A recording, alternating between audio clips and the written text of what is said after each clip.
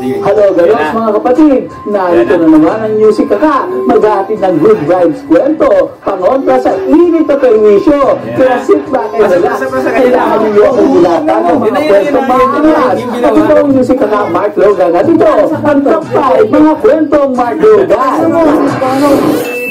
Yan, top 5. Itinagpas sa langit na di naluluma. Makikita mo siya kahit saan. Dala ang bahay niyang gawa sa nipa at kahoy. Siya ang nag-iisang palawang kahoy.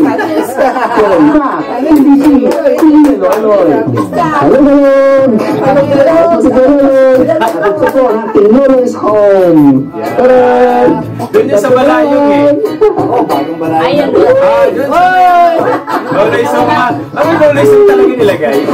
Nag-teleport ako sa malayong isla ng Palawan at doon ko na-sight ang kakaibang tahanan. Walang pader, pero may gulong na makikita. Walang banyo at kusina. Pero nakakaloka. Bahay na kakaiba at kailangan ng gasolina. Pagod, ano?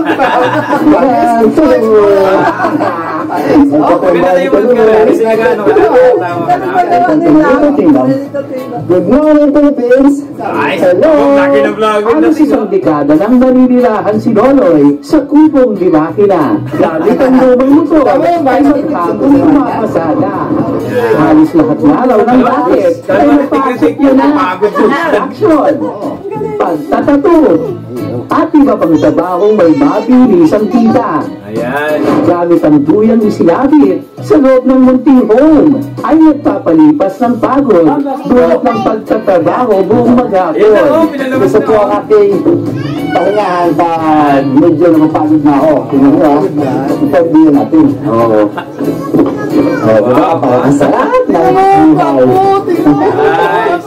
Diba? Tulog ba siyang tulog? Istorbo. Tulog na. Istorbo? Nag-follow ka lang.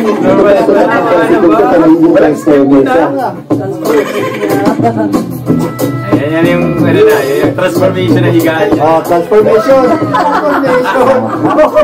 Sige, transformation ka niyo. Philippines.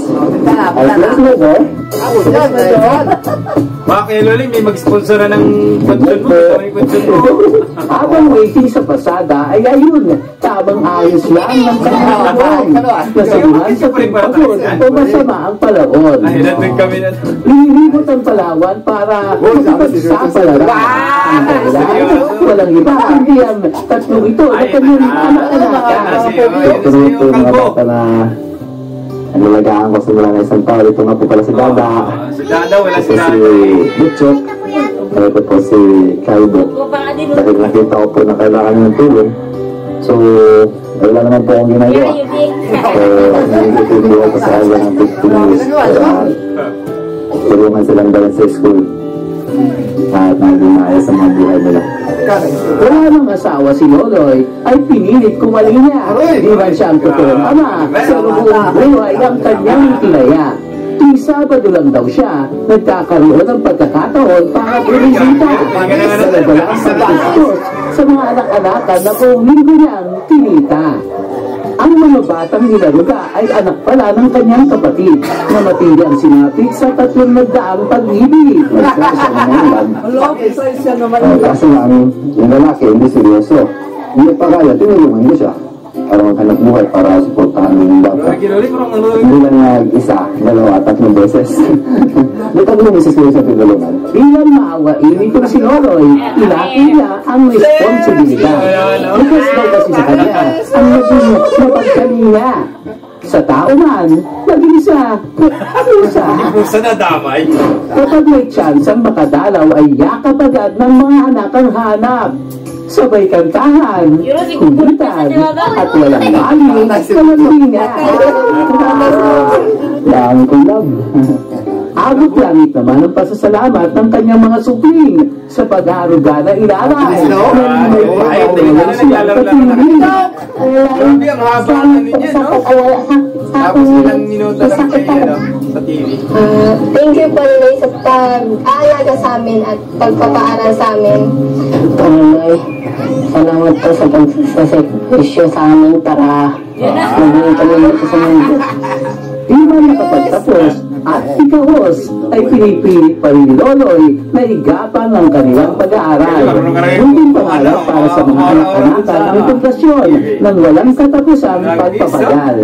Sana pagbutihin nila yung pag-aaral nila kasi para naman sa totoong buhay, hindi nyo maranasan yung paghihirap na tapos ng pag-aaral, di ba? Ay gano'n kahirap ang buhay, piliin nyo mag-aaral. Ano yung may diploma kaysa sa diskarte lang? Mas maganda yun, may diskarte ka na, may diploma ka pa. Inspirasyon ka, Kuya Loloy, sa napakaraming Loypi na ang pagmamahal bilang magulang ay walang pinipili. Pagkalinga, pagsusumikap, at walang hanggang pagmamahal. Yan ang katangian ng magulang na walang limitasyon ang pagpapagal. Para sa anak at para sa mga minamahal. Kuwatang-kuwata.